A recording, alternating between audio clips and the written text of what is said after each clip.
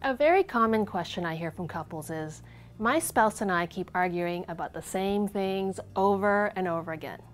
So how do we break this impasse? I want to share with you some principles that work, but I also want you to keep in mind that your focus should be on your part of the conflict, because you only have control over your part. And by the way, the principles I share with you today, they're also relevant for your other relationships, whether with your kids, other family members, or your friends. So first of all, many times our arguments revolve around the fact that we just have different temperaments from our spouses and we see things differently. We also come from very different family backgrounds.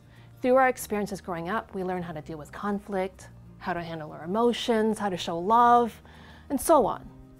So it's important that you understand and accept, and even see the positives in your differences based on your gender, your temperament, family background, and also lifestyle preferences. Unfortunately, all too often, couples actually interpret these differences as attacks, or even as moral issues or issues of inadequacy. These differences can boil down to, if you really loved me and understood me, you wouldn't do it that way. That is setting up your spouse for failure big time, and it's also setting you up for ongoing unhappiness with your spouse. Now, another key contribution to recurring conflicts in a relationship is the way we tend to confuse our motivations with our actions. Now, my motivations for what I say or do to my spouse may be good, but my behavior may end up to be hurtful to him. So when he confronts me, I can be bewildered since I'm looking at the conflict from my point of view of my motivation, which is good because I really want to help him. But he's looking at it from the point of view of my behavior, which he didn't like. So no matter how good my intentions are, hurtful words and behavior are hurtful. Now, let me share with you another reason why couples get caught into this conflict dance. Do you know that the majority of conflicts with spouses have very little to do with the actual content of their argument? It actually has more to do with the underlying emotions and hurt, what I call the dance. Now, I do or say something that triggers an emotional reaction in my spouse, which in turn causes him to say or do something that triggers a reaction in me, which causes me to do or say something, and on and on. So here's a common dance for a lot of couples. The husband's busy at work, and so he's become more distant than usual. The wife's being a little neglected, which triggers her feelings of abandonment. So she approaches him and she uses her words to tell him how she feels in an attempt to try to gain closeness with him. He interprets her words as criticism, which triggers his feelings of insecurity and a fear of failure.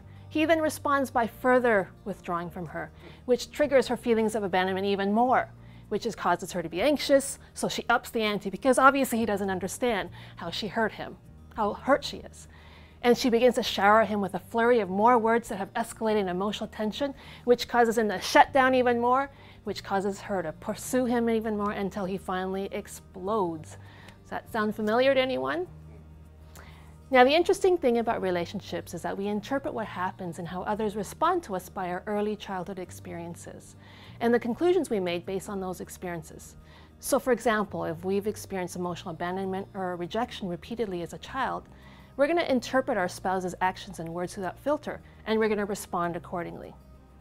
It's very common when we encounter difficulties in relationships get angry and to blame their failure to love us as we need to be loved. It's true, they likely played a role in our relationship dysfunction, but more importantly, our difficulties are often shaped by our responses based on our own internal triggers. Now, the good news about this is that we have control over this and we can make healthy changes, whereas we can't make others love us more or better. So it's important to understand the underlying hurt and pain that's underneath our protective anger. The next time you're caught in the same old cycle of argument with your spouse, stop and think about what your underlying feelings of hurt are. Think about what his or her underlying feelings of hurt might be, and then begin to dialogue at that honest level. I'm Dr. Mary.